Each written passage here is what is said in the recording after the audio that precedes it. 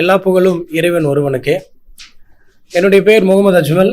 இதற்கு முன்னதாக அலெக்சாண்டர். கிட்டத்தட்ட 10 ஆண்டுகள் ஆகிறது நான் கிறிஸ்தவத்திலிருந்து இஸ்லாத்தை ஏற்றுக்கொண்டு. இன்னைக்கு என்ன தலைப்பில் பேச போகிறேன் அப்படின்னா, கடந்த ஒரு 10 நாளாக பார்த்தீங்கன்னா எனக்கு இந்த இஸ்லாத்தை ஏற்றுக்கொண்ட சகோதரர்கள்ட்ட பேசுறதுக்கான ஒரு வாய்ப்பு கிடைச்சிச்சு. போகிற இடங்கள், வேலை செய்கிற இடங்கள், சில இடங்களில் பார்க்கும்போது யதார்த்தமாக அவங்கள சந்திக்கும் போது அவங்க சில பிரச்சனைகள்லாம் சொல்லி கவலைப்பட்டுட்டு இருந்தாங்க.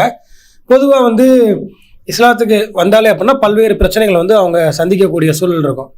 அப்போ ஒவ்வொருத்தரும் சொல்லும் பொழுது பொதுவாக பார்த்தீங்கன்னா பிரச்சனை அப்படிங்கிறது தான் அங்கே பிரச்சனையும்.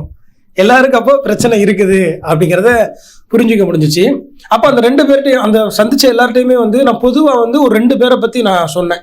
நீங்கள் இவ்வளோ பிரச்சனையை சொல்லிட்டு இருக்கீங்க, ஆனால் உங்களை விட இன்னொருத்தட்ட கேட்டால் தான் தெரியும் அவர் எவ்வளோ பிரச்சனையில் இருப்பார் அப்படின்னு சொல்லிட்டு. அதனால என்ன விளைவு அப்படின்னா அவங்க பலகீனம் அடைகிறாங்க. அவங்களுடைய இறை நம்பிக்கையில் பார்த்தீங்கன்னா சின்ன பிரச்சனையை கண்டு ஐயோ எனக்கு இவ்வளோ பிரச்சனை இருக்கு, இவ்வளோ சோதனை வருதுன்னு சொல்லிட்டு மார்க்கத்தை விட்டு பின்னாடி வரக்கூடிய ஒரு சூழலும் இருக்கக்கூடிய ஒரு நிலை இருந்துச்சு. அப்போ அவங்ககிட்ட சொன்ன விஷயத்தை தான் நான் அவங்ககிட்ட பகிர்ந்துக்க போகிறேன். பேர் சொல்ல நான் விரும்பலை. அவர் தென் மாவட்டத்தை சேர்ந்த ஒரு சகோதரர். அவர் பார்த்தீங்கன்னா பரம்பரையாக கிறிஸ்தவத்தில் இருந்தவங்க. ரொம்ப தீவிரமாக பார்த்தீங்கன்னா கர்த்தர் தான், அதாவது ஜீசஸ்ன்னு சொல்லுவோம்ல, அவர் தான் கடவுள், வேற யாருமே இல்லை அப்படின்னு சொல்லிட்டு இருந்த ஒரு சகோதரர். அவருக்கு பார்த்தீங்கன்னா இஸ்லாத்தை தெரிஞ்சுக்கக்கூடிய ஒரு வாய்ப்பு கிடைக்குது நண்பர்கள் மூலமா. அவரும் இஸ்லாத்தை தெரிஞ்சுக்கிறாரு. ஆனால் உடனே அவர் இஸ்லாம் தான் சிறந்த மார்க்கம்லாம் இல்லை, குரான் படிக்கிறாரு, பைபிளையும் குரானையும் ஒப்பிட்டு பார்க்குறாரு. பார்த்ததுக்கப்புறம் அவர் முடிவு செய்கிறாரு, இந்த உலகத்தை படைச்ச கடவுள் ஒருத்தராக தான் இருக்க முடியும். அதே போல் அந்த சகோதரர் என்கிட்ட சொன்னது என்ன அப்படின்னா, இந்த மாதிரி நான் சில இடங்களில் பார்த்தீங்கன்னா பைபிள்லே கர்த்தர் ஒருத்தர் தான் சொல்லி போட்டிருக்கு, அவரை தவிர வேற கடவுள்லன்னு போட்டிருக்கு. அதனால சில விஷயங்கள் குரானில் எனக்கு படிக்கும்போது தெளிவு கிடச்சிச்சு அப்படின்னா, அங்கே பைபிளில் உள்ள அந்த ஏகத்துவ விஷயங்கள், பைபிளுக்கும் குரானுக்கும் ஒத்து போகக்கூடிய விஷயங்கள், இதெல்லாம் வச்சு தான் அவர் இஸ்லாத்தை ஏற்றுக்கிறாரு. இஸ்லாத்தை ஏற்றுக்கிட்டதுக்கப்புறம் எனக்கு அவர் எப்படி தொடர்பு அப்படின்னா, பொதுவாக நம்ம இந்த குரான் வேணுமா அப்படின்னு நம்பரெல்லாம் கொடுப்போம்ல, அதே போல் எங்களுடைய அலுவலகத்திலேருந்து ஒரு நம்பர் கொடுத்துருக்குறாங்க. அது மூலமாக அவர் இஸ்லாத்தை ஏற்றுக்கிட்டு இந்த மாதிரி விஷயங்களாக இருக்கும்போது அவர் மார்க்க கல்வி கற்றுக்க போகிறதுக்காக சென்னை வராரு. அப்போ என்னத்தான் அவர் ரயில்வே ஸ்டேஷனில் போய் விட சொல்கிறாங்க. அப்போ அந்த இடைப்பட்ட கேப்பில் தான் அவர் எனக்கு சொன்ன விஷயங்கள் இதெல்லாம். நான் இந்த மாதிரிலாம் கிறிஸ்தவத்தில் இருந்தேன், எனக்கு இப்படி தான் இஸ்லாம் கிடச்சிச்சு, இப்போ நான் மார்க்க கல்வி ஏற்றுக்க போகிறேன் அப்படின்னு சொல்லிட்டு நேராக அவர் ஒரு சென்டருக்கு போயிட்டாரு. எப்பயுமே நம்ம சைடில் இருந்து போனால் நம்ம ஃபோன் பண்ணி அவங்கள ஃபாலோ பண்ணோம். போய் 1 வாரம் ஆயிடுச்சு. பிரின்சிபலுக்கு ஃபோன் பண்ணுறேன், இந்த மாதிரி ஒருத்தர் அனுப்பணுமே, எப்படி இருக்காரு, அல்ஹம்துலில்லாஹ் நல்லா இருக்காரு அப்படின்னு சொல்லி சந்தோஷம் சொல்லி விட்டாச்சு. 1 மாதம் கழிச்சு மறுபடியும் ஃபோன் அடிக்கேன். பிரின்சிபல் சொன்ன விஷயம், இல்லை அஜ்மல் அவர் போயிட்டாரு, அவங்க வீட்டில் அவங்க அம்மாவுக்கு உடம்பு சரியில்லைன்னு சொல்லி போனார், அதுக்கப்புறம் வரல, நீங்கள் ஃபோன் பண்ணி கேட்டீங்களா அப்படின்னா. நான் ஃபோன் பண்ணி கேட்டதுக்கப்புறம் தான் ரொம்ப ஷாக்கிங்காக இருந்துச்சு. அப்படின்னா என்னாச்சு, அவரை ஆல்ரெடி அவங்க வீட்டில் எதிர்ப்பு. அவங்க என்ன சொன்னாங்கன்னா, நீ இஸ்லாத்துக்கு போனேன்னா சொத்து கொடுக்க மாட்டோம், கொஞ்சம் நல்ல ஃபேமிலி தான், எதுவுமே கொடுக்க மாட்டோன்னு சொன்னாங்க. அவர் என்ன சொன்னால், எனக்கு அதெல்லாம் தேவையே இல்லை, எனக்கு படைச்ச இறைவனை வழங்கணும், அது போதும் அப்படின்னு சொல்லி தான் இருந்தார். இவங்க அந்த மதர்சால இருக்கும்போது அவங்க வீட்டில் அவங்க அம்மாவுக்கு உடம்பு சரியில்லைன்னு சொல்லி ஒரு பொய்யான காரணம் சொல்லி கூப்பிட்டுருக்காங்க. யாராக இருந்தாலும் போகத்தானே செய்வோம். அதே மாதிரி இவர் போயிருக்கிறாரு. நல்லா யோசிச்சு பாருங்க, சகாபாக்கள் நடந்த மாதிரி அவர் சங்கிலியால் கட்டி போட்டாங்க. வீட்டை விட்டு வெளிலலாம் அனுப்பல, ஒரு ரூம்ல தான் இருப்பாராம். சாப்பாடு உள்ள போட்டு எடுப்பாங்களாம்.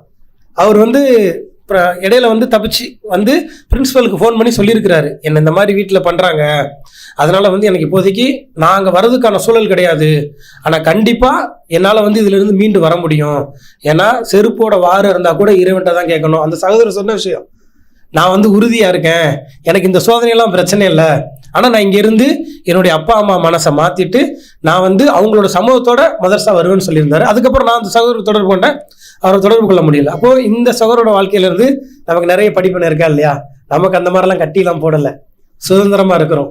அப்போது சோதனைகள் வந்துச்சுன்னா இறைவன் நம்மளை நேசிக்கிறான்னு அர்த்தம். அதே போல் இன்னைக்கு காலையில் அந்த சகோதரர் எப்படி இஸ்லாத்துக்கு வந்தாருன்னா, அவர் 11 படிக்கும்போது அவருடைய நண்பர்கள் மூலமாக இஸ்லாத்தை தெரிஞ்சு இஸ்லாத்தை முழுமையாக அவர் அப்போ புரிஞ்சிக்கல. சமீபத்தில் நம்ம சில இன்ஸ்டாகிராமில் வீடியோஸ் போடுவோம்ல, அந்த மாதிரி ஒரு வீடியோஸ் போட்டு அது மூலமாக தொடர்பு கொண்டு சொன்னார், இந்த மாதிரி நான் இஸ்லாத்தை பற்றி தேடிக்கிட்டு இருந்தேன், இப்போ இஸ்லாம் பற்றி எனக்கு தெளிவு கிடச்சிருக்கு, நான் இதில் உறுதியாக இருக்கிறேன் அப்படின்னு சொன்னார். கிட்டத்தட்ட ஒரு 6-7 மாதமாக அவர்கிட்ட நம்மளால் தொடர்பு. அவர் எங்கள் மாவட்டத்தை சேர்ந்தவர் தான். இப்படி இருக்கக்கூடிய சூழலில் 2-3 நாளுக்கு முன்னாடி எனக்கு ஒரு மெசேஜ் போடுறாரு, நான் சென்னை வரக்கூடிய ஒரு சூழல் இருக்குது, எனக்கு ஏற்பாடு பண்ணுங்க அப்படின்னா. என்ன அப்படின்னு கேட்டேன். அவரும் கொஞ்சம் பொருளாதார ரீதி நல்ல சகோதரர் தான். இல்லை, நான் இஸ்லாத்தை ஏற்றுக்கிட்டது வீட்டில் முதல்ல தெரியும், எதுவும் கேட்கல, இப்போ சமீபத்தில் என்னுடைய குரான் எல்லாத்தையுமே பார்த்துட்டு என்கிட்ட வந்து கொஞ்சம் கடுமையாக நடந்துக்கிட்டாங்க.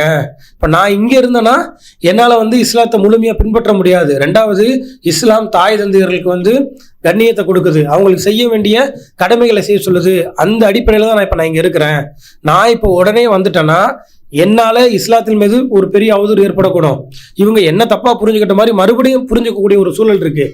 அதனால நான் என்ன செய்கிறேன் அப்படின்னா, கொஞ்ச நாள் நான் இங்கே இருந்துட்டு என்னுடைய குடும்பத்திற்கு அவங்க என்ன வெறுத்தாலுமே சரி, நான் செய்ய வேண்டிய கடமையெல்லாம் செஞ்சுட்டு நான் வரேன். எனக்கு நீங்கள் ஒரு மார்க்க கல்வியும் ப்ளஸ் ஏதாவது வேலைக்கு ஏற்பாடு பண்ண முடியுமா அப்படின்னு சொல்லியிருந்தாங்க. நானும் இறைவன் நம்ம கண்டிப்பாக பண்ணுறோம், நீங்கள் பிரச்சனை இல்லை அப்படின்னு சொல்லும்போது அவர்கிட்ட ஒரு வார்த்தை கேட்டேன்.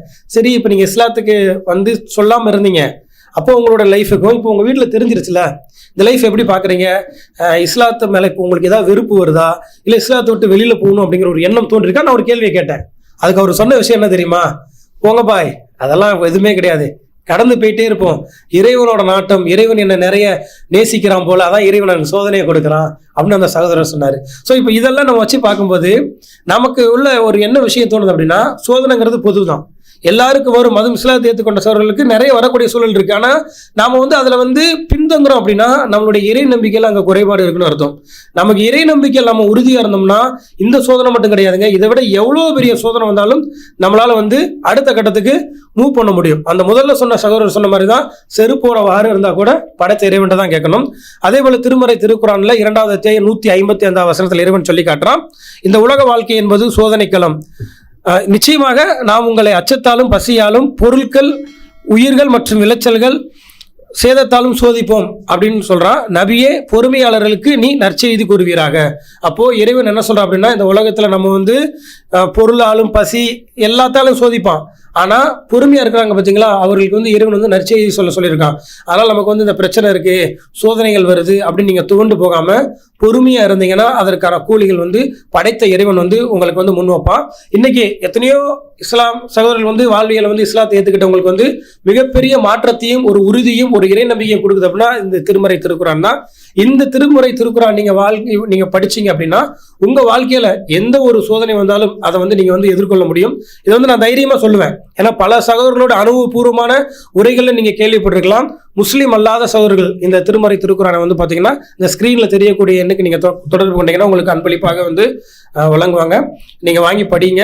அதே போல வந்து சோதனைங்கிறது வந்து உங்களுக்கு நிரந்தரம் கிடையாது. இறைவன் உங்களை பக்குவப்படுத்துவதற்காக தான் சோதனையை வந்து அப்படி ஏற்பாடு பண்ணியிருக்கிறான். அந்த ஒரு மனநிலையில நம்மளுடைய வாழ்க்கையை நம்ம வந்து கடந்தோம்னா இந்த வாழ்க்கை மட்டும் கிடையாது, இதற்கு இருக்கக்கூடிய மறுமை வாழ்க்கை வந்து சிறப்பாக அமையும் என்று கூறி என்னுடைய இந்த சிறு உரையை நிறைவு செய்கிறேன். எல்லா புகழும் இறைவன் ஒருவனுக்கு.